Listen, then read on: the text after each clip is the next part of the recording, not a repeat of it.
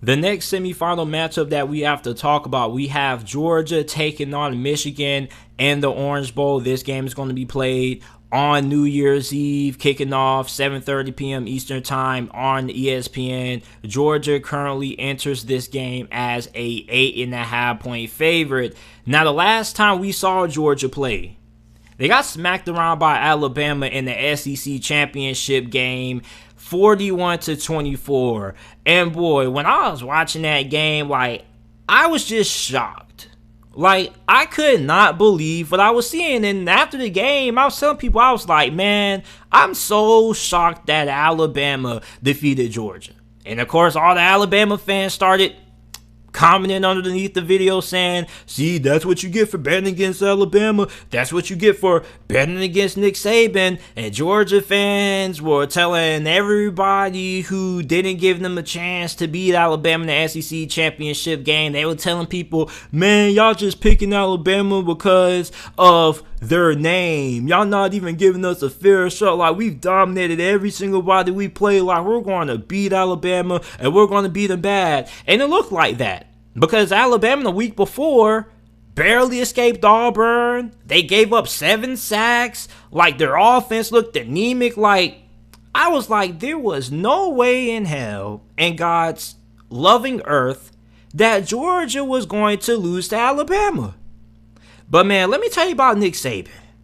Nick Saban has to haunt Georgia fans. And I know Georgia fans have to have nightmares of Nick Saban because for some reason, Georgia cannot seem to find a way to slow this man down. Every year, we think that Georgia is going to win it all. Alabama just always has the final say. And I don't know what Georgia has to do to finally be able to beat this ghost, this monster, this demon that is Nick Saban. I don't know what they have to do.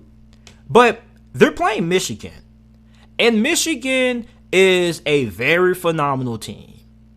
They defeated Iowa in the Big Ten championship game 42-3. And it's funny because there were a lot of people who felt like that was going to be a letdown game for Michigan. Now, I understand why people felt like that because they had a big win against Ohio State and the game was their first time beating Ohio State in God knows how long. And many people felt like Iowa's defense was going to be able to slow down Michigan's offense. But a lot of people forgot that even though Iowa had a great defense, they didn't have a lick of offense. These two teams have similar playing styles. They both put a lot of emphasis on running the football, great defense. They have great players on both sides of the football, especially when it comes to how great their defensive lines are. And this is refreshing to see because in the year of 2021 going into 2022, it seems like all college football is about now is the air raid offense, spread offense, throwing the football 40, 50 times down the field, not really playing great defense. This is going to be a throwback game. And if you are one of the OG college football fans out there, I'm 19 years old. I was born in 02, so I don't really know what college football was like in the 70s and 80s and the 90s, but this is going to be the kind of game that you're going to sit back and you're going to enjoy if you are a OG college football fan because this is going to be a smash mouth game. Great defense being played, not a lot of points being scored. This is going to be a great throwback game for a lot of people because you look at Georgia. And Georgia's defensive line looked so dominant all year. You got this monster of a man named Jordan Davis. He's 6'5", 6'6", 350 pounds and runs a 4.9? The dude is a freak. He won the Chuck Bednarik Award, the Outland Trophy. I did not know how Alabama was going to slow this man down. Then you got Nakobe Dean. You got Nolan Smith. You got Devontae Wyatt. Like, Georgia had so many great players on their defensive line. And you look at Michigan. They have a lot of great players on their defensive line. You got Aiden Hutchinson, Heisman finalist, 14 sacks, 15 and a half tackles for loss. Then on the opposite side of him, you got David Ojabo, 11 sacks. You got defensive back Daxton Hill, 65 tackles, 2 interceptions, 7 pass deflections. Like, there is a lot of great talent on both teams when it comes to the defensive side of the football. Like, I am so excited for this matchup. Now, when I look at Georgia, their defensive line and their whole entire defense let me down the SEC championship game because you were blowing teams out all year. You blew out Arkansas. You blew out Auburn. You blew out Tennessee. You blew out pretty much everybody. And then you play Alabama. Remind you, Alabama the week before just gave up 7 sacks against Auburn. So I was thinking that Georgia's defensive line was going to come in to the SEC championship game and dominate Alabama. That didn't happen. Like, Alabama's offensive line looked so different. Like, Alabama's offensive line all year has been heavily inconsistent. They've been rotating guys in and out, and I was thinking there was no way that Georgia's defensive line wouldn't take over that game. So I got to ask you Georgia fans, like, what happened? Like, did somebody put something in these guys' food? Or what happened? Because, I'm still trying to figure out what went wrong for Georgia in the SEC championship game. And going into this game, you got to ask yourself, what needs to be corrected?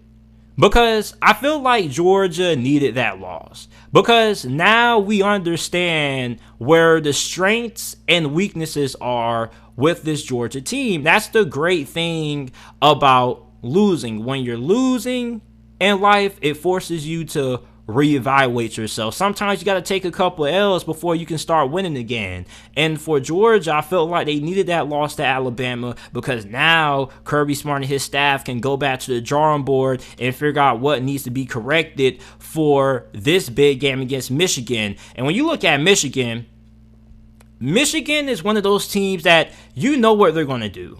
They're going to run the football 100 million times down your throat until you prove you can stop it. Like, I've never seen a team so hell-bent on running the football other than Wisconsin. Wisconsin is the only team I know that will literally run the football over and over and over and over again.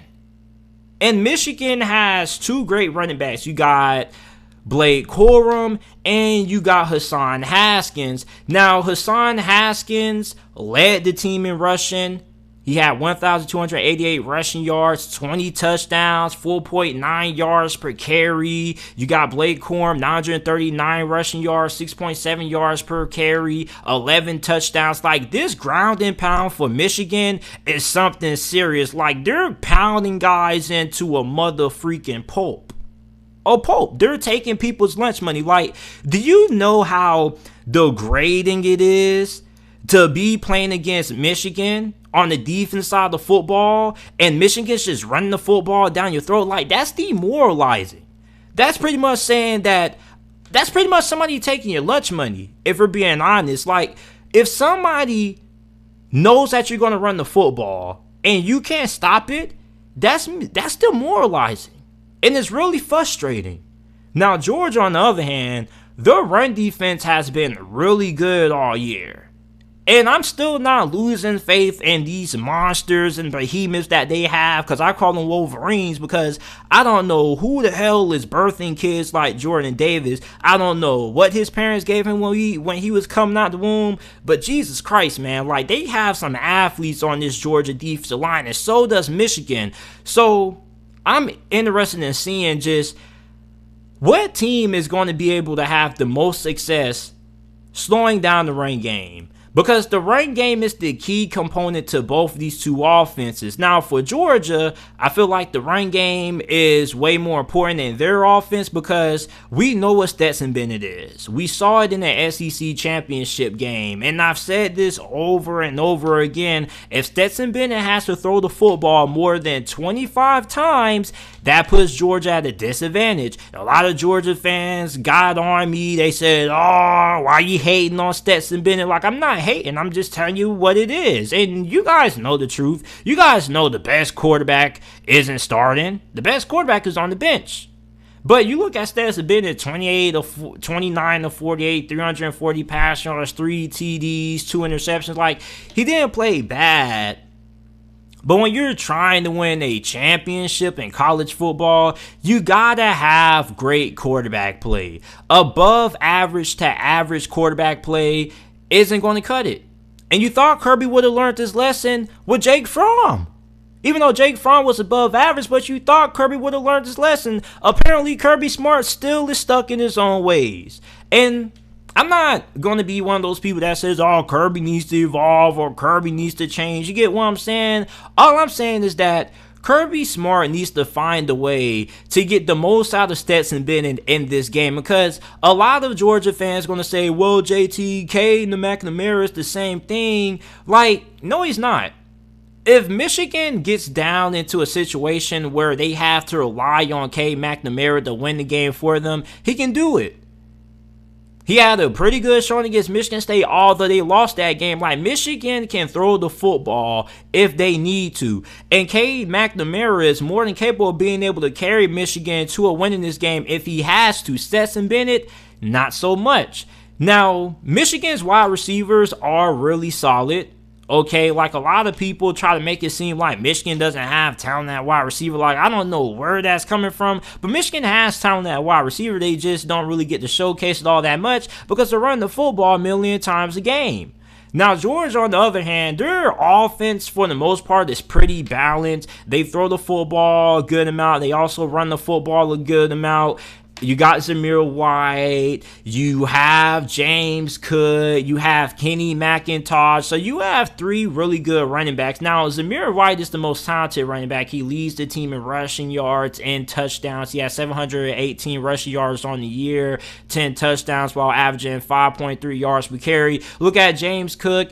He's a little bit more nimble and more shiftier than Zamir White, in my opinion. He's also really good. Then you got Kenny McIntosh, who is the better pass catching back of the 2 or of the 3. So Georgia's offense is pretty balanced. They have some very good playmakers on the outside. George Pickens came back in the SEC championship game. Like, when Gary Danielson said George Pickens, I was like, George Pickens? When did he come back? Didn't he tear his ACL in the spring? So apparently he's back now. Then you got this tight end named Brock Bowers for Georgia, who is an absolute monster. This guy had 10 receptions, 139 receiving yards, and a touchdown. He was pretty much carrying the Georgia offense on his back. And for Michigan, I'm eager to see what the game plan is going to be for slowing him down, because for Michigan's linebackers, I feel like they're really good, but I haven't really seen them been tested yet when it comes to guarding great tight ends. And when you look at Brock Bowers, man, this guy's a beast. Michigan is definitely going to have to find a way to slow him down, because this is Stetson Bennett's best target and his most reliable target. And Stetson Bennett seems to trust him more than anybody else on that Georgia offense. Now, this game is going to be a dogfight. Okay, it's going to be like a 6-round championship fight in boxing. The first round, they're going to be figuring each other out. Then the next couple of rounds, they're going to be throwing jabs. They're going to be trying to figure out what moves works, what's effective. And then in the final round, we're going to see who has enough gas left in the tank to pull it off, because this game is going to be low scoring. There's probably not going to be a lot of offense. There's probably going to be a lot of punting. Field position is going to be really important in this game. special teams has to be on point for both of these two teams. You know, who's going to be able to pin their opponent inside the 20? Who's going to have to start out inside their own 5-yard line? Who goes through and out from their own 5-yard line and has to punt the ball and give the opposing team good field position? So special teams, field position, going to be really key in a game like this. Also, you got to make sure that your kicking situation is on point. Don't be like Cincinnati going into a college football semifinals matchup and you don't have a great field goal kicker. Also, red zone is going to be really important. Which team is going to be able to smack it in for 7 or 6, and which team is going to have to end up settling for 3. That's going to be really important. And also, both of these two teams probably aren't really going to have that many possessions if they're able to execute their game plan the way they want to offensively, because both of these two teams, their identities are they want to run the football. Even though Georgia seems to be a little bit more balanced at times than Michigan,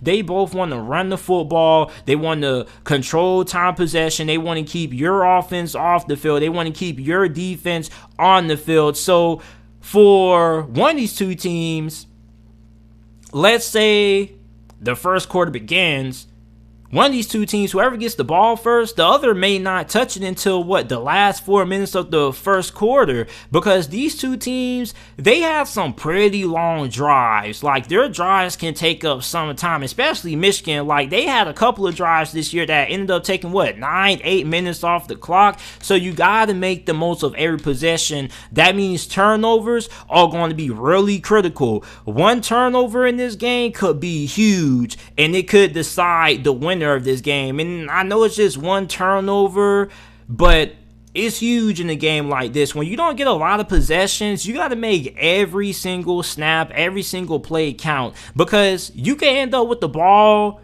to start the first quarter, and you may not end up touching the ball again until midway in the second, messing around with these two teams. Now, Georgia's defense still is pretty good. Okay, I'm not changing the narrative on Georgia's defense. There's a lot of people that are trying to say, is Georgia's defense overrated? It's not overrated. It's just the fact that a lot of people overlooked their secondary.